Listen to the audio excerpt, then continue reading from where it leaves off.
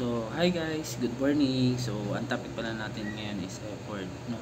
Kung tama ba yung effort na nabibigay natin.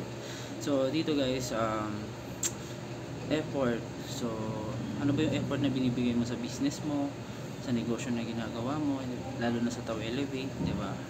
Kung ikaw OFW ka, anong klaseng effort meron ka para magawa mo yung business mo, di ba? Para makuha mo yung mga goals, dreams mo, mga pangarap mo, di ba? Yan kasi nagkakatuloyan sa effort. Lalo na kung ikaw OFW, kung masipag ka, nag-e-effort ka sa trabaho mo dyan, mas maganda yung effort na yan, ilagay mo sa negosyo mo. Kasi time will come, yung effort na yan, magbubunga po yan dito.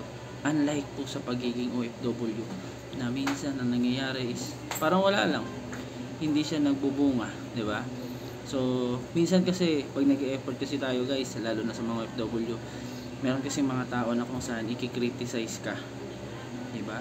Magiging basher mo sila, hater mo sila, diba? Hanggang sa dumating sa point na panghihinaan ka. So dapat matibay ka dun pag dumating yung time na yun. Kasi marami talaga sa negosyo natin na nagki-criticize na kayo bakit ganito, sumali ka sa ganyan, sumali ka sa ganito. Dapat alam mo, diba? Alam mo yung negosyo na pinasukan mo at alam mo yung pasikot-sikot nito.